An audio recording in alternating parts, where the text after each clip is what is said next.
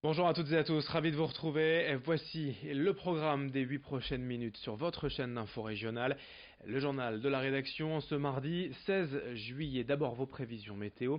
Avec le retour du soleil attendu après la grisaille et les nuages ce matin, le soleil devrait de nouveau se déployer et dominer le ciel cet après-midi malgré quelques nuages restants par endroits. Mais l'impression générale devrait être belle avec des températures en hausse, 25 degrés cet après-midi à Lille, 23 à Saint-Omer, 20 degrés à Calais ou à Dunkerque. Les prévisions météo complètes, bien sûr, après ce journal. Un peu de culture et de musique, tout d'abord au cœur de l'été, avec le retour du Festival de la Côte d'Opale cette semaine dans le Boulonnais, la 43e édition. À l'honneur, la chanson française dans tous ses états, du rap, de la variété, du rock et du classique, avec notamment Orelsan, Bernard Lavillier ou encore Cœur de Pirate. Jusqu'à dimanche à Boulogne, Dèvres, Le Portel, Condé, Outreau, Air de l'Eau. Chaque soir, un concert est au programme et en première partie, des artistes locaux à découvrir. Ce soir, par exemple, c'est Oshi qui joue au Portel, au Chaudron. Demain, Marianne James à Outreau, puis Orelsan, la tête d'affiche cette année. Jeudi soir, place de la République à Boulogne. Sachez qu'il reste des places pour certains de ces concerts. Présentation de la programmation au micro de Louis Caillé. On voulait rajeunir un petit peu le public du festival, mais on voulait aussi garder le public qui suit le festival depuis ses 42 éditions et qui s'inscrit plus dans la tradition de la chanson. Alors par exemple, Lavillier ou Yves Jamais sont des artistes qui sont déjà venus au festival, qui ont une histoire avec cet événement et qui sont vraiment des piliers de la chanson française. D'autres artistes comme Orelsan ou Oshi vont toucher un public peut-être plus jeune et sont des artistes un peu plus récents.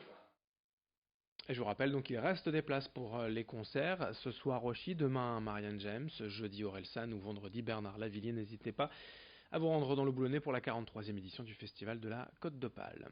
On enchaîne avec un sujet habituel. Durant l'été, l'opération Tranquillité Vacances, menée par les forces de l'ordre depuis plus de 20 ans, gratuitement, des patrouilles de police et de gendarmerie inspectent les alentours de votre maison durant votre absence. Chaque été, on observe en effet une hausse des cambriolages dans la région et si les policiers ne peuvent évidemment pas rester 24 heures sur 24 autour de chez vous, ils viennent vérifier tout de même et régulièrement que tout va bien, en laissant une trace de leur passage, ce qui aurait un effet dissuasif selon eux. Depuis peu, l'opération est même étendue durant toute l'année, et pour un simple week-end. Pour en bénéficier, il suffit de s'inscrire auprès de votre commissariat. Explication au micro de Margot Sey. Donc aujourd'hui, il s'agit d'une opération Tranquillité Vacances. C'est un dispositif qui existe depuis maintenant plusieurs dizaines d'années et qui est totalement gratuit et permet aux résidents de tous les secteurs du département d'ailleurs de bénéficier d'un passage à domicile par des policiers qui s'assurent que le logement est intact pendant leur congé.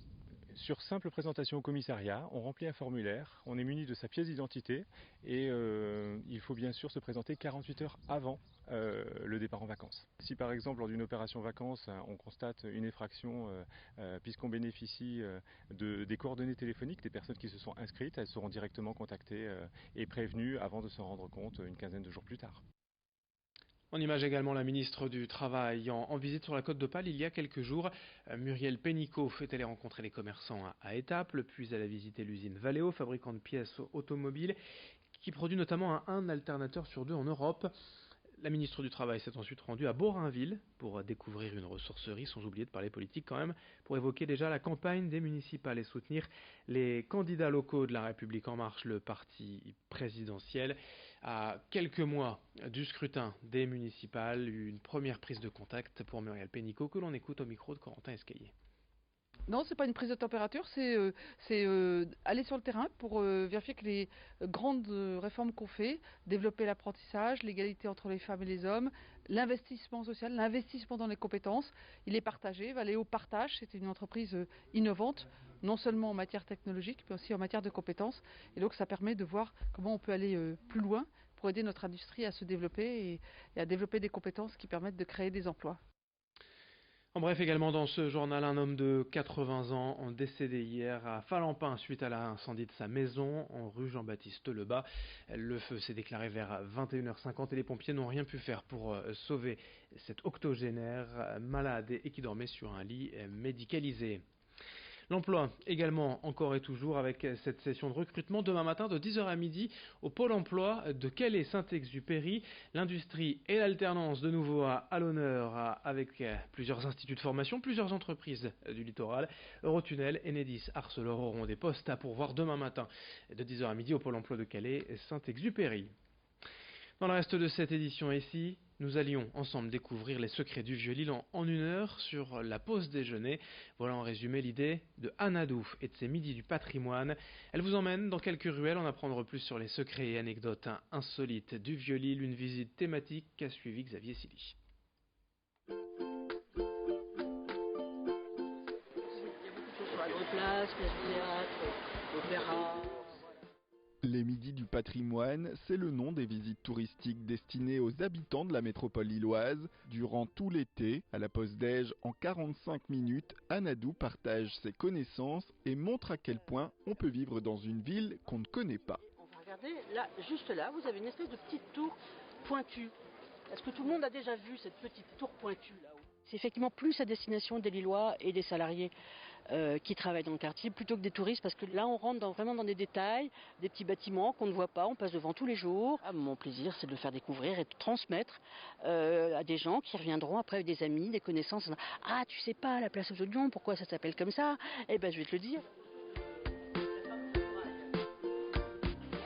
Les Midis du patrimoine s'organisent dans 3 quartiers de la capitale des Flandres, comme ici, dans l'emblématique Vieux-Lille, des parcours qui mêlent information architecturale sans oublier des anecdotes humoristiques qui font revivre l'histoire. Alors cette cour, à une époque, il y a une dame qui habitait là qu'on appelait la grosse Rougette. Alors cette grosse Rougette, elle était tellement typique que Desrousseaux en a fait une chanson. J'essaie de choisir des anecdotes qui vont rendre vivant le bâtiment, parce qu'on voit beaucoup de monuments, des bâtiments, mais c'est un peu froid si on parle que de ça. Donc c'est pour ça, j'essaie d'y mettre des anecdotes que j'espère drôles. Et si vous voulez, je vous le relis, hein, le couplet. Alors, je vous le relis.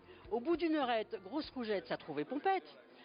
Quand l'heure a venu de se coucher, v'là qu'elle pauvre plus marcher.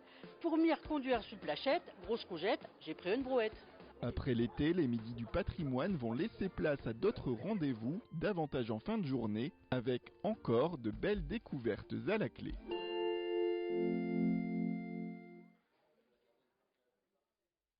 Fin de ce journal, merci à vous de l'avoir suivi. Dans un instant, vos prévisions météo et d'autres infos dès le prochain quart d'heure.